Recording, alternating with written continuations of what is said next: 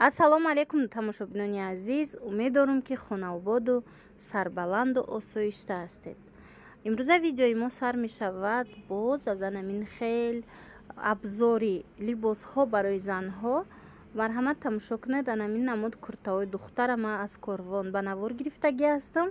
бисёре аз занҳои мо пурсон шуда буданд ки ҳамхе куртаҳои тоҷики духтагира ба мо нишон диҳед ва инак имрӯза видеода чӣ тавре ки мебинед анамин намуд куртаҳо.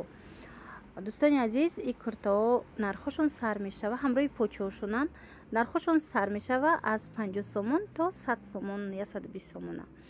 бисёрам хушрӯанд, размери калонам дора, майдаам дора, вале размерҳои калонаш бештар анамун гиребондоро размерҳои калон доранд. мисол аз 50 боло ҳаст, а дигарош бошад то размери 48 50.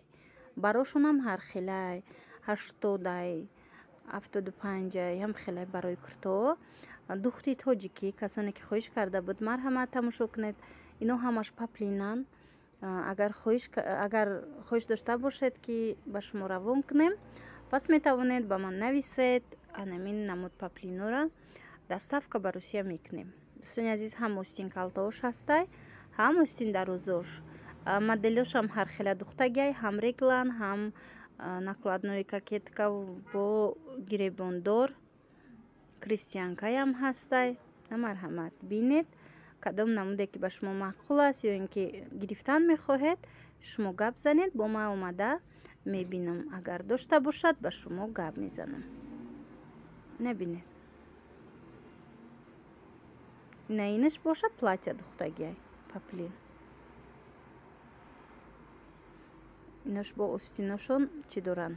тур прямой духтагиан то размери 48 ҳастай. аз анамин сабзош, аз ин модел ана сурх дора, ҳамаш чӣ хеле ки гуфтам паплинан. кадом фасоне ки ба шумо дар кор бошад, пас нависед. касоне ки чун мустақилона омада харидан мехоҳанд, куртаҳои духта дар тарафи пажарка якум дарвоза якум ряд фурӯхта мешава. марҳамат биёед, вақтон бо аз наздик бинед, нарху наво карда харидорӣ намоед. давоми видеоро тамошо кунед. дар давоми видео боз як чанд чизи дигар барои шумо ма ба навор гирифтагиам. нархоша мефаҳмонам. инаш боша бинед, остин дароз. аз ин розвишам ҳаст. иҷада боша дӯстони азиз, арабский шелкора бинед, бисёрам хушрӯанд. ана ин ҷои гулош бархтай, моделош беҳад, моделои фасон, видеои калонтараш бисёртараш аз ин намуд материало, шояд ки паго ё пагои дига манзури шумо гарда. иҷада боша як чанд тамудша маҳози нишон додан мехоҳам барои шумо. аз анамин Луи Витоно чанд ранг дора, баъд бо анамун рисункҳои гулдоруш ҳастай. нархҳои ино арабский шелко сар мешава аз 250 сомон то 370 сомона.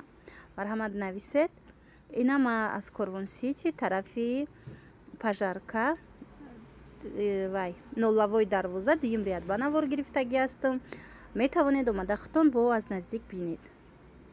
ина рангошон.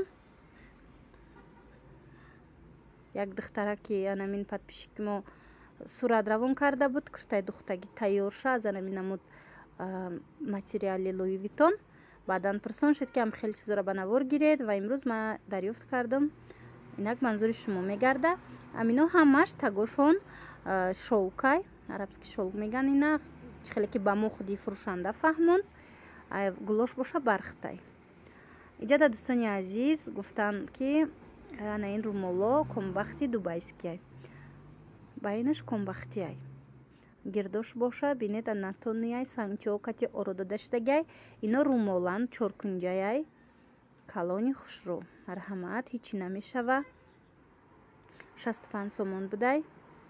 иҷада бо як чандтай дига ҳаст. Руймолу шарф ози ба қадри имкон чӣ хеле ба мо фаҳмонида нархошона. ман навистагӣ ҳастам, шумо ҳам бинед. агар дар кор бошад метавонед бо нависед. ин намудош 38 сомон бо ҳастана. ин намудоша гуфтан дубайский ваяй шифон, дубайский шифонай аз сар намеафта. Руймол 45 сомонӣ. бисёрам рангҳои хушрӯ доранд. сабукак сангчоҳошон ҳам сангчоҳи тозаянд. Рангошона бинед чӣ қадар рангои нағзанд. Инош бошад румолан, иношам инош ғафстарак. Нархошон 45-50 сомон туркиянд.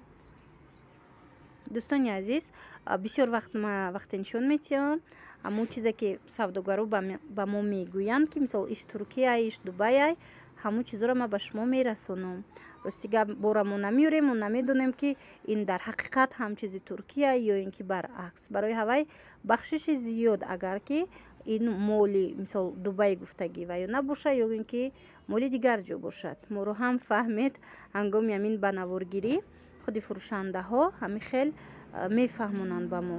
Иҷада 10 сомон 15 сомонан ҳамин хел ваё ҳаст. Руймолу ҳастай. На марҳамат тамошо кунед. аз ин намуд бошад шарфхо, шифонои тоза, тигр. чӣ хеле дидед, нархошон 65 сомон ҳаст, баъд 80-85 сомона ҳастай.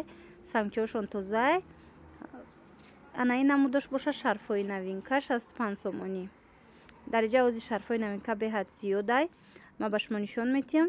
иноям сангчоҳошон дизайнерски оро дода шудагиай. чӣ хеле ки медонед ҳозир паплино ҳам ё ин ки дигар матоъҳо ҳам ҳамхе бо сангчоҳи дизайнерӣ оро метиҳанд. инчунин чӣ хеле ки дидед дар шарфҳо низ анамин чиз муд шудааст. ана ин намуд бо шарфҳо аст. ба мо гуфтанд ки инам дубайский гирбишинай. марҳамат, рангошон аднатонӣ.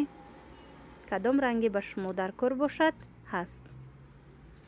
дӯстони азиз, аз ана ин намуд аднатониё гирбишинаи хучон 45 сомон. ино худкунанд, беҳад рангои хушрӯ дора. аз ино оригиналош ҳаст, аз 100 сомон болояй. рости гап ба навор нагирифтам, вале дар ҷое дида будам ки ҳамхел ҳаст ки қиматтаранд. ино тозаи якум сортуш.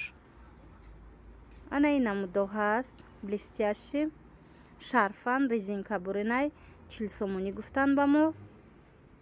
аз ин рангош бисёр буд. ҳозир ба фикри малакай гармтарак шидестай уно кам мондагиянд. анамин шолдоракое ки гуфтам, ана бинед ина хел рангошам ҳаст. и шарфҳои новинка. инчунин дариҷа бо ҳаст аз ана ин намуд гирбишино. бисёр рангои нағз дора инам. баъд ин тарафш боша резинкаянд. гирбишино новинко якум сорто 60 сомонӣ будиянд. шояд ки аз инда қиматошам бошад 100 чанд сомашам бошад. иҷада мурамрои новинка омадагия дӯстони азиз 120 сомонӣ бо ҳаст дуюм сортошу сеюм сортош ҳамин мурамрора ва ё арзонтаранд. инчунин бо анами хел шифоно ҳаст 75 сомон. ҳама иное ки айни замон шумо дида истодаед ҳама шарфанд. на марҳамат, агар ба шумо дар кор бошад нависед. гирбишинои аднатонӣ иш новинкошай 45 сомонӣ. дуюм сортам доранд. дуюм сорташон камакак шохтаракай дӯстони азиз. мебинед аз ино нишон дода будам. ино ҳам рангои хушрӯ дора. бисёр ҳам харидорӣ кардагиян аз ино подписчикони мо.